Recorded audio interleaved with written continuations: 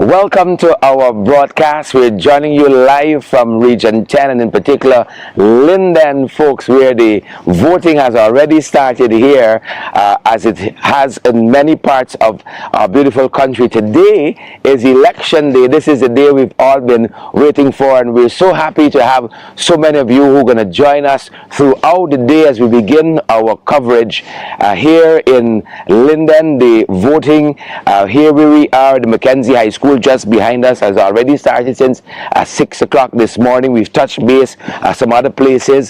Smooth voting reported in lots of places. We haven't been able to go to all the places. Some hiccups here and there, but generally smooth voting reported here in Linden from the persons we have spoken to.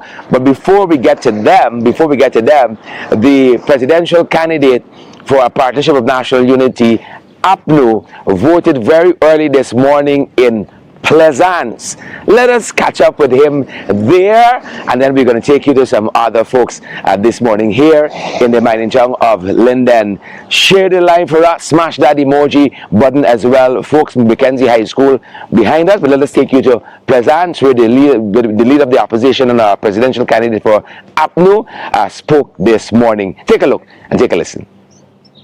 Yes, Mr. Norton, how was the process? Well, the first thing I had to object to how they placed the voting booth.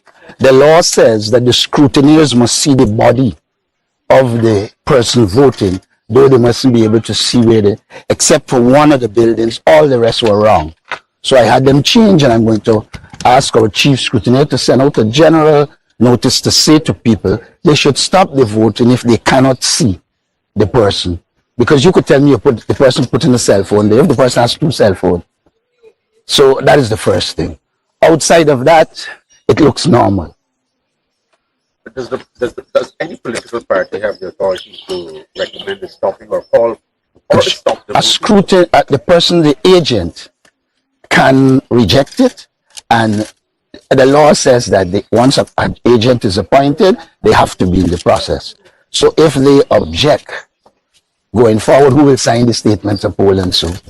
So there is power that inherent in it that could be utilized. Lord, I know you have had a long campaign, but now that you've cast your ballot, as of today, what do these elections mean for you and your party? Well, it means more for the people of Guyana than me. I would say these elections are critical because it's an opportunity to ensure there's a reallocation of the resources that come from oil to the people of Guyana, rather than the present approach in which most of the resources go to family, friends, and favorites. The second thing that makes these elections important is that the government has launched on a path of directing, dominating, and controlling public servants, everyone. So in some regard, a victory for us is a victory for freedom. The other thing that I think this election should be recognized for is that it is the first full election, I would say, the first general and regional elections after the utilization of oil resources. And we had the opportunity to point out to the Guyanese people that the resources from oil and gas are not meeting them. And therefore, we undertook to ensure that those with our people-centered development strategy. Mr. Norton, last night we heard of persons transporting ballot boxes to bordering communities, along with members of the joint services coming under attack. Could you respond to that, sir? Well, first of all, I'm always in solidarity with our joint services, but this government has enough resources to purchase boats that have some kind of protection. Imagine in this modern era, with oil in one-ton numbers, you have people in a wooden boat that a bullet goes through it, it sinks. Additionally, I've always argued, even when I met President Ali, that we need to have the technology installed at the border areas so that you can keep up to date with what is happening on the border and not have to wait till what happened if they shot everybody in that boat? There's no mechanism for the government to know until somebody come up in it. So we have to use the technology to disposal to ensure that we can secure our borders. And So I would say the soldiers are at a disadvantage. The other thing is that the government has whittled down the training of the Ghana Defense Force. I think we need to ramp it up. There was a time when the Ghana Defense Force was one of the best in jungle warfare. Now, if couple puku men are developing the guts to attack you, it is saying that they don't have respect for you. And therefore, I believe we need to put the training to where it was in the 60s, 70s, and 80s, so that any action, people would recognize that you have well-equipped soldiers there that could deal with it. As it stands, it seems to be a free-for-all. Anybody with a bad man name could come do what they want and go by their business. And you get a report from the chief of staff saying we're monitoring it, all is good. It's the day when it becomes fatal, then we will. Mr. Norton, you earlier talked about the reallocation of oil resources. Sir, regardless of how this election goes, Guyana will continue to earn more revenue from the oil sector in the coming years. Politically speaking, where do you stand with respect to any sort of shared governance or executive power sharing, so that the country can manage the resources collectively? At least that's what some people want. I have no problem with shared governance, but don't forget, shared governance is part of what is consociational democracy. And there are various types of shared governance. So to just say shared governance, for instance, you can do weighted majority voting, meaning that if you're going to pass a measure, it has to have a certain percentage of the opposition, a certain percentage of the government. And that is a good mechanism to ensure that there is compromise and consensus. But people tend to restrict power sharing to sharing of government positions. There are a number of approaches to shared governance. I embrace shared governance as a concept, but will be very meticulous as it comes to which one of the systems of shared governance we will use, or if we will come up with a hybrid, a kind of an eclectic approach where we pull from. Thank you. Mr. Norton, can we have a photo with your finger, please? I didn't even remember it. Mr. Norton, for persons who haven't voted, just share with them how important is it for them to vote. Well, Can you show us your finger?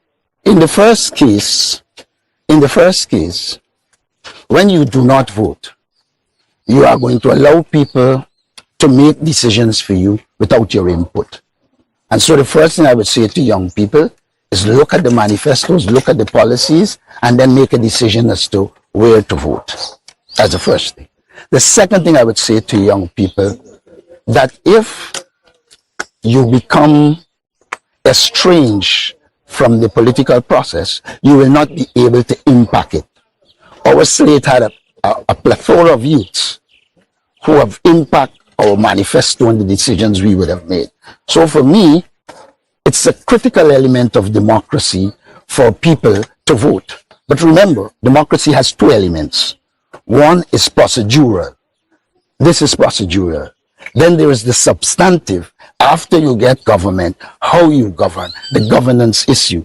And I would say to young people, you have to look at both possibilities and vote in a way to reassure yourself that those who come to power will really and truly make democracy substantive rather than the parochial thing we got here, in which there's clearly straight elements of authoritarianism and dictatorship, and that cannot be in consonance with democracy. One more time with your finger, sir. One more One time more? with your finger. Is it your phone in good or you? And this side as well, please, Mr. Norton. I'll never put it high.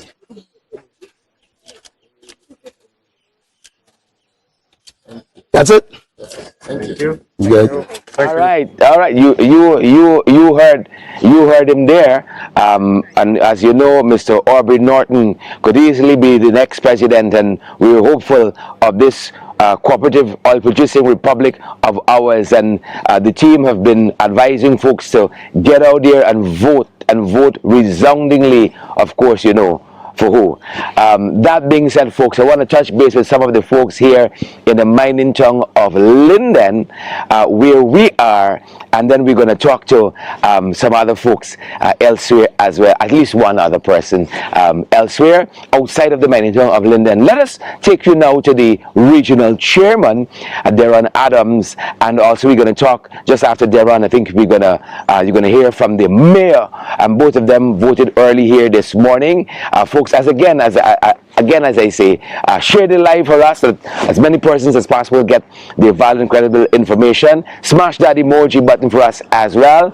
Deron Adams, the chairman of Region 10, and also Sharma Solomon, His Excellency, the mayor of Linden here. Mr. Chairman, you've just emerged from the polling place. You've casted your ballot, no doubt. How was the experience for you? All right, good morning, Sherrod and members of the media, NCN. Generally, voting appears to be smooth. I had no hiccups. I observed the process. I think at Mackenzie High School here, if every other station across the country emulates what is happening here, we can see a possible smooth elections. You can't use your cell phones. There's a special desk there dedicated for persons to rest their phones, and so the agents and the GCOM staff are able to observe whether somebody may attempt to use such or so.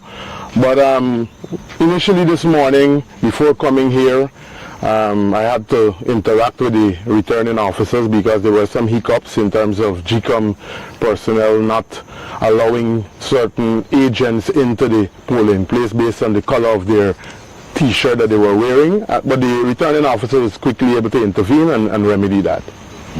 Are you hearing any reports of presiding officers who might not be turning up this morning? Or any GCOM staff? Yeah, I haven't got any such reports in Linden. It appears as though all of the stations have been manned by GCOM staff here in Linden. I haven't gotten any such report. All right. Thank you very much, Mr. Chairman. Yeah, go ahead, sure. Is there any comparative difference between your experience today and back in 2020? Not much of a difference. As I said, things appear to be going smoothly here. Persons are allowed to go in one at a time. You cast your vote. You are not allowed with your cell phone. You leave quietly, and the process was similar to that of 2020. All right. I hope that it continues like this throughout the day. I ask that our people remain vigilant. As you get closer to the 5 o'clock, 6 o'clock hour, there's those who may try to create mischief, and so I ask that everyone remains vigilant during this entire process. Yeah. The ink is not too visible.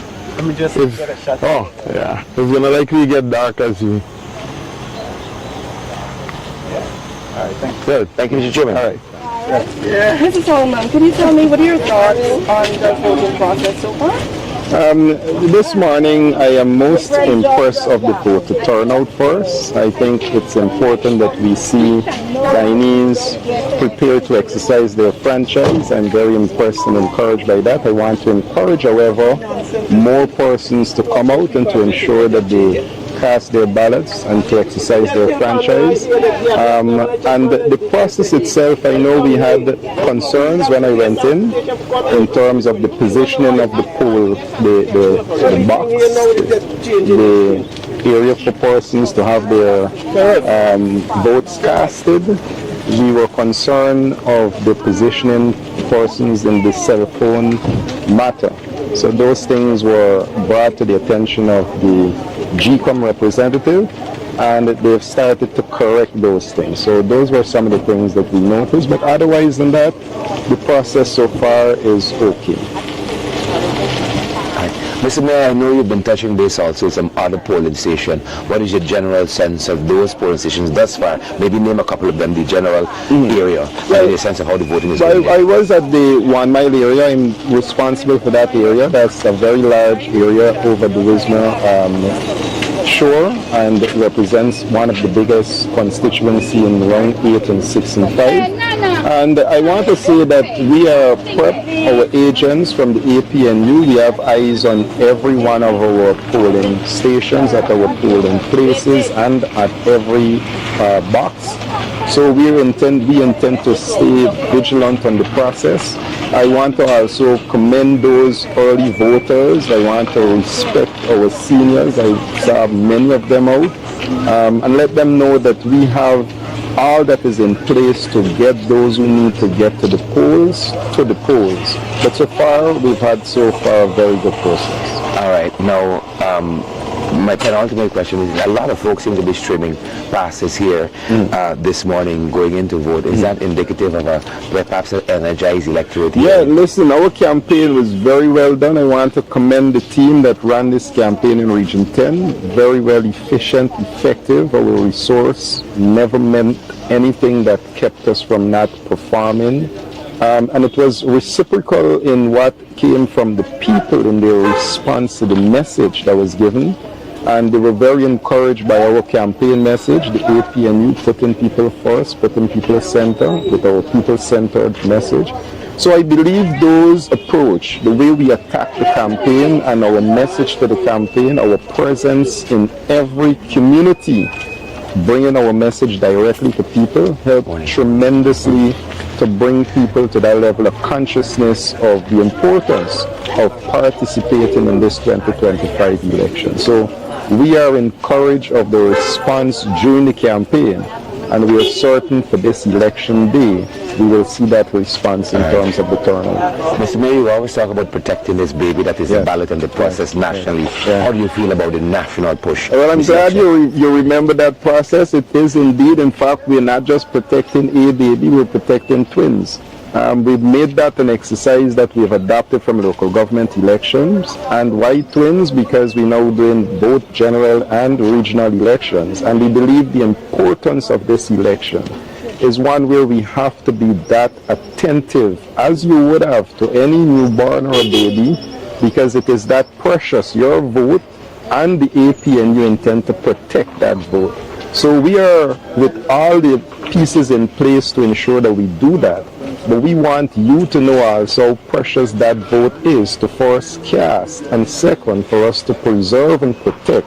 So at the end of this process, you can see exactly what that vote meant to the change of this country. All right, Mr. Mayor, thank you very much for sharing this time with us. No problem. Thank you so much. You're welcome. Good, Chair. All right. That's as I said.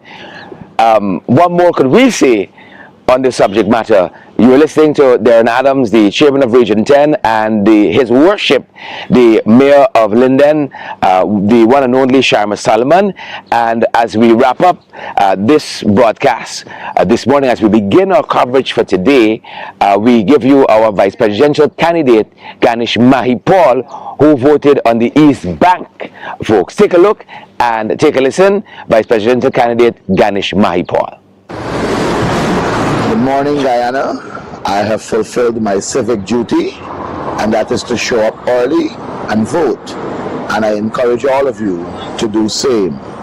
I'm trusting that polling day would go smooth, but from what I see, I'm a bit worried because, for example, where I voted at Farm on the east bank of Demerara, the Farm Masjid, noticed that there are 7 polling stations in this polling place.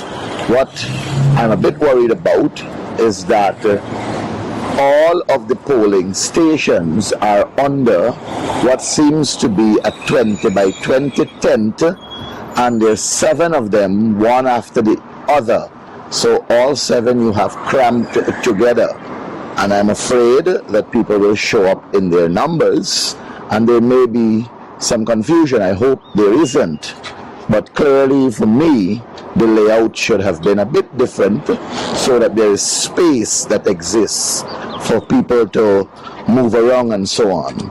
As much as many people may be aware, some may not be aware, but they have to go through the process of checking and ensuring that their names are on the list and which polling station they're required to vote at in this polling place. But notwithstanding that, do what you have to do correctly, vote wisely, and the consequences of your vote you will have to face, whether it's positive or negative, depending on how you vote. You can do like me and vote green so you will stay clean. Or you can go the other way if you so choose, but you'll have to face those negative consequences that comes with it. Thank you. And welcome back. You are listening to Ganesh Mahipal, our vice presidential candidate who voted earlier on the East Bank, folks.